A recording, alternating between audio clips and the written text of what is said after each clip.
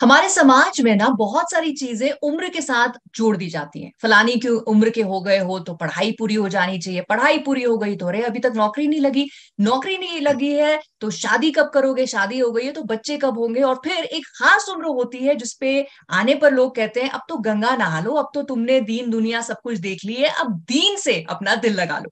लोग ये भूल जाते हैं कि तन बूढ़ा होता है, मन नहीं। मन की अपनी हसरतें होती हैं, ख्वाहिशें होती हैं जो उम्र भर वो पूरा करना चाहता है। सो इसी जज्बे को लेकर एक बहुत ही interesting film Thai massage, film के director Mangesh Hadavale 3 times national award winner इस वक्त हमारे साथ है। तो जाहिर सी बात है ढेर सारी बातें उनसे हम करेंगे, but first things first, Mangesh आपको warm welcome Punjab Kesari Navodaya Times पे। Thank you Nitin, thank you so much. अच्छा, ये जो कॉन्सेप्ट है फिल्म का बहुत ही इंटरेस्टिंग लगा है, बहुत यूनिक स्टोरी लाइन आपने पकड़ी है। तो पूरी फिल्म से एज एन ऑडियंस अगर मैं आपसे पूछूं तो क्या एक्सपेक्टेशन रखें? बेसिकली ये पूरी पारिवारिक फिल्म है और लोग फिल्म देखते समय बहुत एंजॉय करेंगे, बहुत हंसेंगे और उतना ही रोएंगे भी। हम्म। और फिल्म खत्म होने के बाद मुझे तो लगता है कि जिनके माता पिता की उम्र 70 है या 60 से ज्यादा है, तो वो जो घर में जाने के बाद उनको जब देखेंगे तो शायद थाई मसाज ने जो उनको कहा है देखने का नजरिया, उस नजर से देखेंगे। अच्छा, बहुत क्वर्की तरीके से आपने एक बहुत इंपॉर्टेंट टॉपिक को पकड़ा है। और जो उसका टाइटल रखा है फिल्म का वो ऐसा है जिसको, जैसे थाईलैंड को एसोसिएट एक खास चीज के साथ कर दिया गया है। और जब हम टाइटल को सुनते हैं वर्सेस जब हम टीजर को देखते हैं, फिल्म को समझने की कोशिश करते हैं, तो पोल्स अपार्ट है। तो ये इंटेंशनल रखा आपने? हाँ, बेसिकली जैसे एक ह्यूमन कैरेक्टर होता है हर कहानी में, लेकिन मैं जैसे कुछ प्रॉप्स होते हैं जिसको हम लाइव प्रॉप्स बोलते हैं, मैं बोलता हूँ वैसा कि वो भी एक किरदार होते हैं कहानी के। तो थाई मसाज एक विजिटिंग कार्ड है कहानी में, जो एक इम्पोर्टेंट किरदार प्ले करता है। हम्म। तो इसीलिए उसका फिल्म का ही नाम थाई मसाज रखा हुआ है। बाकी ओके। यस, और फिर उसी और दूसरा हमारा जो पर्सोना होता है, थाई मसाज सुनते आंखें बड़ी हो जाती है लोगों की, कान ऐसे हो जाते हैं, तो वो अच्छी बात है। बिल्कुल बिल्कुल। और वही मैं इसलिए ये सवाल पूछ रही थी क्योंकि जब एक परसेप्शन लेके सिनेमा घर में इंसान जाएगा और फिल्म देखेगा, फिल्म का मैसेज समझेगा, देन आई थिंक जो परसेप्शन लेके गया है एक नया अनुभव लेके बाहर आएगा। डेफिनेटली डेफिनेटली लोग बहुत एंजॉय करेंगे, हंसेंगे, और जैसे मैंने कहा कि वो रोएंगे भी। वो उनको एक 100% एक सेटिस्फेक्शन ये फिल्म देखने के बाद मिलेगा। ओके। तो मुझे ये बताइए कि ये आइडिया आपको कहाँ से आया? बिकॉज अनकन्वेंशनल टॉपिक्स उठाकर फिल्में बहुत इस तरह से बन रही हैं, लोग पसंद भी कर रहे हैं। बट ये एक टॉपिक जहां 70 साल का एक इंसान प्रोटैगनिस्ट है, मतलब वो कहानी का हिस्सा नहीं है बल्कि कहानी ही है। तो ये कहाँ से आपको आइडिया आया? बिकॉज क्योंकि लिखी भी आपने ही है। करेक्ट। हाँ, मैं अक्सर एक चीज को मानता हूँ निधि, कि जिंदगी जियो, लोगों से मिलो और जमीन से जुड़े रहो, तो कहानियां ढूंढनी नहीं पड़ेगी, कहानियां आपके इर्द गिर्द ही है। तो टिंगा जो फिल्म थी, जो मेरी पहली फिल्म थी, वो मेरी लगभग बायोपिक की थी। फिर देख इंडियन सर्कस भी मैंने ऐसे ही, जो इर्द गिर्द कुछ हो रहा है उसको ही एज अ टिश्यू पेपर जैसा टैप करके वो मेरे में डाल के, वो इंडिया वर्सेस भारत की कहानी थी। ओके। बेसिकली थाई मसाज कहानी का जिस्ट मेरे मन में 2014 में आया, और तभी मैंने स्क्रिप्ट लिखी थी। ओके। ये जिस्ट आया था मेरे पिताजी और मेरे माँ से। जब मैं मेरे कॉलेज की पढ़ाई कर रहा था, तब मेरे पिताजी को मेजर पैरालिसिस का अटैक आया, और उनकी राइट साइड पूरी की पूरी एक्टिव नहीं थी। तो ओके। अगले 17 साल मेरे माँ ने उनको नहलाया और उनको नहाते वक्त देखा। तो एक बात होती है कि जब एक महिला को जब पता होता है कि वो विडो है, तो वो मेंटली प्रिपेयर होती कि मैं, मेरा पति नहीं है अभी जिंदा। लेकिन जब आपका पति 17 साल आपके सामने जिंदा है, और तो मेरे माँ के सेक्सुअल डिजायर उस 17 साल में क्या रहे होंगे, ये ख्याल मेरे मन में बहुत लंबा समय चला। तो उस वहां से मुझे जिस्ट बेसिकली कहानी का आया। फिर ये जिस्ट आने के बाद फिर मैंने सोचा मैं इसके ऊपर कुछ कर सकता हूँ, करना चाहिए। तो हम्म। फिर मैंने थोड़े 60+, 70+, जो कोई मेरे करीबी दोस्त भी है, और जो दोस्त ने ऐसे भी लोगों से मैंने मुलाकात की और उनसे समझने की कोशिश की कि क्या उनका एक ऐसा भी एक कॉर्नर है दिल के अंदर जिसके बारे में न वो बोलना चाहते, क्योंकि सोसाइटी ने बोला है कि अभी तुम्हारी एक्सपायरी डेट आ चुकी है। तो फिर मैं उस चीजों को जब समझने लगा तो मुझे लगा नहीं, ये तो बहुत बड़ी समस्या है, और ये समस्या मेरे घर की नहीं है, हर घर की है। तो फिर मैंने उसके ऊपर प्रोमिनेंटली लिखना शुरू किया, मगर मुझे लगा कि जब समाज की ही मानसिकता उस उम्र के लोग मतलब जैसे एक पुराना कबाड़ी जैसा घर में होता है ना, एक अलमारी, यार हाँ हाँ। वो तो दादाजी की है, रखने दो साइड में। तो ये कोई कॉर्नर वाली अलमारी नहीं है, ये हमारे जिनके खांधे पे हम खेलते थे, कूदते थे, और हमने उनको भगवान बना के साइड आउट कर दिया है। करेक्ट। तो फिर मैंने सोचा कि मगर इनके ऊपर मैं लिखूंगा तो फिर वो सीरियस अफेयर हो जाएगा सारा, फिर लोग बूढ़े लोगों का कुछ रोना धोना दे। तो मुझे कुछ एक स्ट्रॉन्ग चीज बताने के लिए शुगर कोट चाहिए था उसका। तो हम्म। मैंने इसका ह्यूमर, ये शुगर कोट लेके जो सीरियस बात बयां की है। करेक्ट। बट 2014 में जैसे आपने कहा आइडिया आया और फिर आपने इस पे लिखना शुरू किया, बट 2014 का जो इंडियन ऑडियंस था या फिर जो एंटरटेनमेंट या कंटेंट था वर्सेस हम 2022 की बात करें या 2020 से ही शुरुआत हो गई अनकन्वेंशनल टॉपिक्स की, आपको लगता है ये सही वक्त है इस तरह के टॉपिक को, इस इशू को लाने का, क्योंकि अब एक्सेप्टेंस बढ़ गई है? एग्जैक्टली शायद तभी इसीलिए नहीं बना वो। क्योंकि मैंने ऐसा नहीं, तभी भी मैं वो बनाना चाहता था, इसीलिए लिखा था। लेकिन समाउ तब ओटीटी नहीं था, उतना कंटेंट का वेलकमिंग नहीं था। और तो अभी वो चीज बदल गई है, लोगों का एक्सेप्टेंस बढ़ा है कंटेंट को लेके, तो इसलिए वो अभी बनी है। करेक्ट। लेकिन अभी भी समाज का एक तबका जैसे हर तरह के लोग हैं सोसाइटी में, तो अभी भी मेरी अभी कुछ दिन पहले गजराज जी से भी बात हो रही थी इस टॉपिक पे, तो उन्होंने भी कहा कि देखो कुछ लोग ऐसे होंगे जो सवाल अपने अंदर पूछेंगे, कुछ ऐसे होंगे जो आके जैसे आपने कहा अपने बुजुर्ग माता पिता को अलग नजरिए से देखें, कुछ ऐसे भी होंगे अच्छा क्या बनाया। सो हम्म। ऐसे टॉपिक पे as a writer, as a director जब आप काम करते हैं तो जाहिर सी बात है कि नर्वसनेस या डर या कैसा इसको लोग लेंगे ये ख्याल दिमाग में रहते हैं, या फिर आप कॉन्फिडेंस के साथ काम कर रहे हैं? नहीं, बिल्कुल मुझे तो थाई मसाज को लेके बिल्कुल 0% डर है। तो अच्छा। बिल्कुल बिल्कुल, बिकॉज मुझे पता है कि वो फिल्म बनाई है, लोगों ने भी देखी है हमारे, तो उसका असर क्या होने वाला है। और डेफिनेटली मैं जैसे कहा कि घर जाकर अपने माँ पिताजी को अलग चश्मे से देखना शुरू करेंगे, अपने आजू बाजू के बुजुर्गों को अलग चश्मे से लोग देखना शुरू करेंगे। और उसके बारे में मुझे रत्ती भर भी डाउट नहीं है। कि लोग ये कह रहे हैं, ऑफ कोर्स एक्टिंग कॉन्सेप्ट जो स्टारकास्ट आपने ली उसके बारे में तो बात हो ही रही है, लेकिन एक चीज जो लोगों ने कही कि लगता है कि Bollywood is back with good content.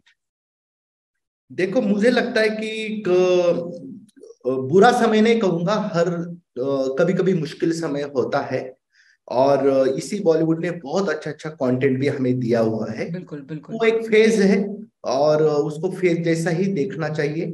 लेकिन मैंने हाँ डेफिनेटली थाई मसाज एक डिफरेंट कंटेंट है, और उसको मैंने सारे कमेंट्स तो नहीं पढ़े, लेकिन जो भी पढ़े हैं तो बहुत अच्छे कमेंट्स है। बिल्कुल। और हाँ डेफिनेटली अलग कंटेंट है, और वो पर बॉलीवुड के लिए बहुत अलग कंटेंट, ये बड़ी बात हो जाएगी। लेकिन यस, मैं मेरी कहानी की बात करूँ तो डेफिनेटली अलग कंटेंट है, और जो एक वैक्यूम है वो उसको फुलफिल थाई मसाज करेगा। बिल्कुल। अच्छा, जो स्टारकास्ट भी आपने ली है क्योंकि कहानी अच्छी है, उसको आप पेश अच्छे से कर रहे हैं, लेकिन उसको रिप्रेजेंट करने वाले स्टार्स या जो कास्ट है वो बहुत मायने रखती है, और आपने ऐसे ऐसे लोग लिए हैं जिनके भले ही बहुत सारे लोगों के नाम सब लोग ना जानते हो लेकिन चेहरे से पहचानते हो और देख के कि अच्छा ये भी है इसमें। तो हम्म। जो कास्ट है आपने पहले से सोची हुई थी, या आपने जैसे जैसे कहानी बनती गई, जैसे जैसे आपने इसको एक पूरा ढांचा दिया फिर आपने लोग ऐड किए? डेफिनेटली मैं लिखते समय एक्टर के बारे में नहीं सोचता हूँ, वो किरदारों में ही रहता हूँ। हम्म। एक बार मेरी माइंड स्क्रिप्ट हो गई तो फिर आप जब बार बार उसको पढ़ते हो तो फिर चेहरे सामने आने लगते कि इसमें कौन अच्छा लगेगा। तो जैसे गज्जू सर है, उनमें एक व्यक्ति के तौर पर एक मासूमियत है, का एक अपना एक टाइमिंग है, ब्रिलियंट एक्टर है। तो मुझे लगा कि जो मेरे हर कहानी की जो एक कॉमन स्ट्रेंथ है वो है इनोसेंस, तो इसमें भी वो बात है। तो मुझे लगा कि गज्जू सर बहुत परफेक्ट जचेंगे इस किरदार में। सेम दिव्येंदु की बात है कि दिव्येंदु जो कैरेक्टर पोर्ट्रेट कर रहा है, तो वो संतुलन जो एक स्मॉल टाउन में, ऐसे संतुलन हर जगह पर होते हैं।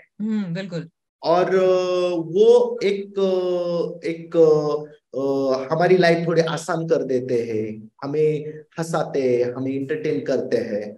और उनमें भी एक अच्छी ह्यूमन क्वालिटी छुपी होती है, लेकिन वो बहुत बार लोग उनको मजाक के अंदाज में लेते हैं, लेकिन वो अंदर की साइड भी जब बाहर निकल के आती है तो उसकी डेप्थ पर्सनैलिटी क्या हमें समझ में आती है।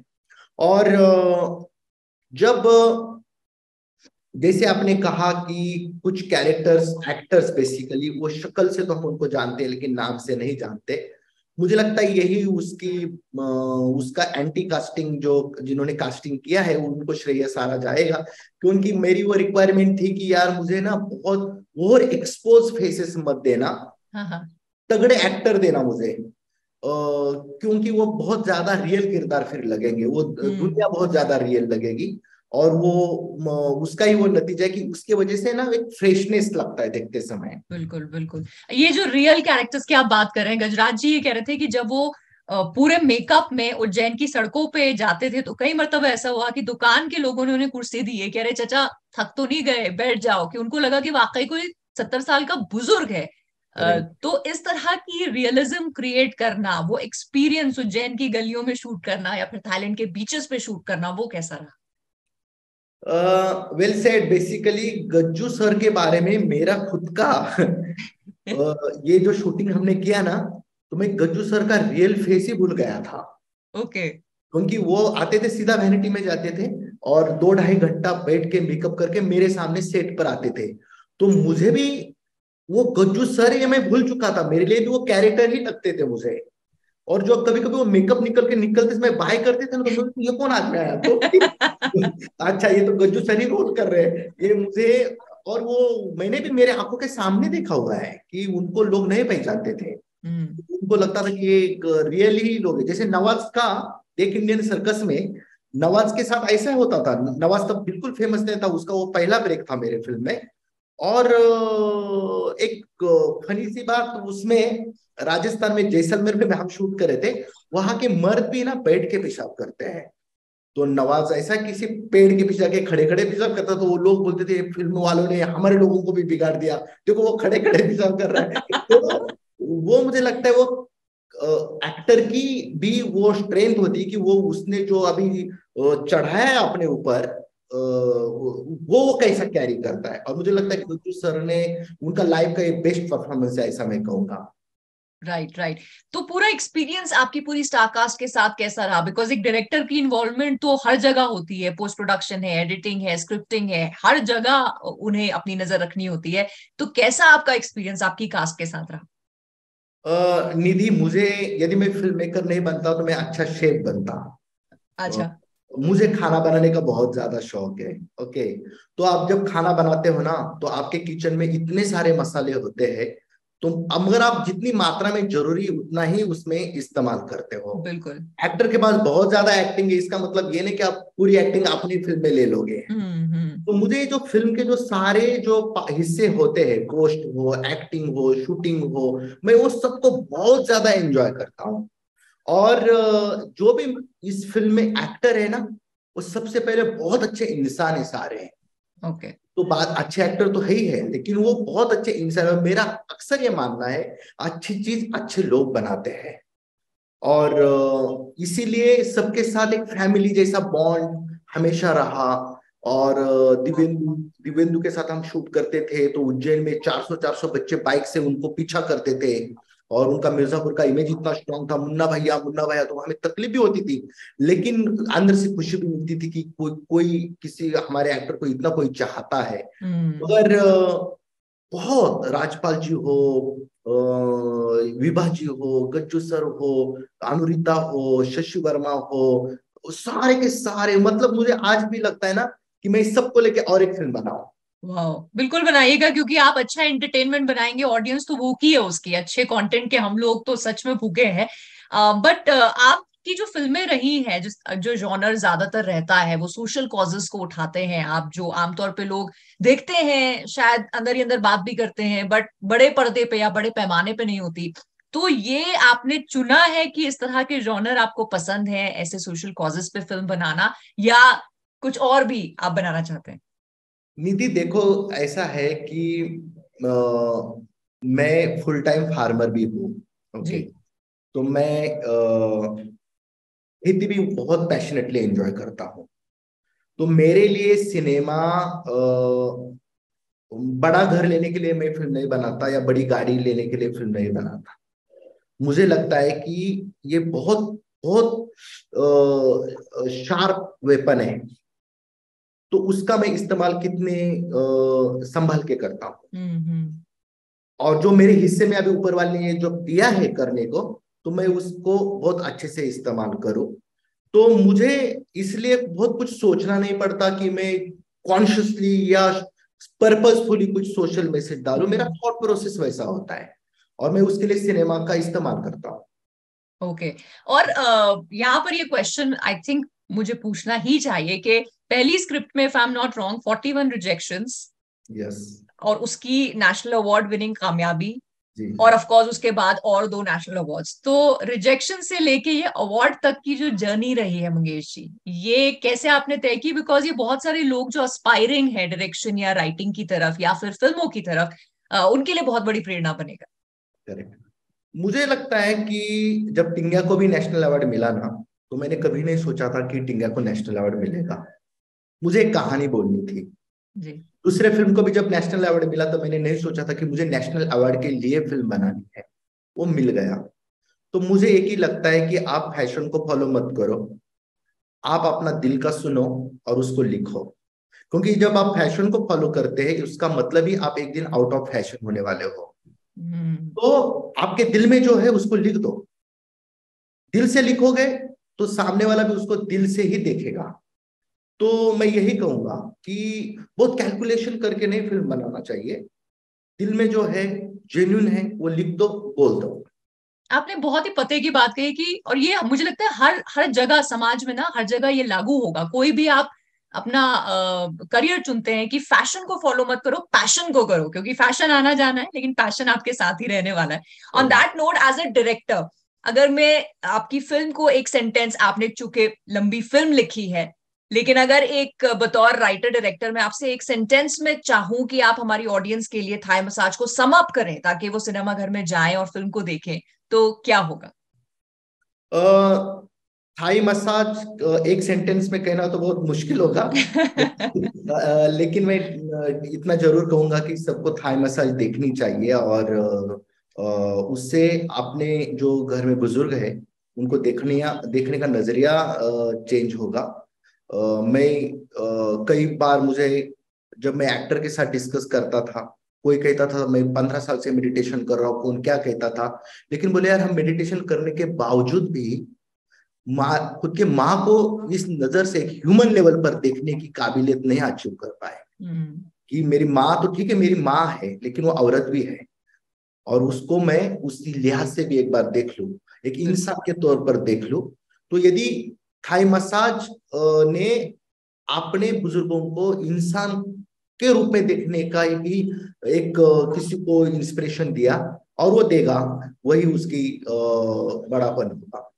बिल्कुल। तो बहुत ज्यादा उम्मीदें हम सब एज ऑडियंस भी लगा के बैठे हैं फिल्म से, इसकी सक्सेस से। एंड आपको बहुत बहुत शुभकामनाएं एंड गुड विशेस हमारी पूरी टीम की थैंक तरफ यू, से। Thank you, and thank you so much. Great cinema please ऐसे ही बनाते रहिए, हमें एंटरटेन करते रहिए। Thank you Mangesh ji. Thank you, thank you Nidhi, thank you so much.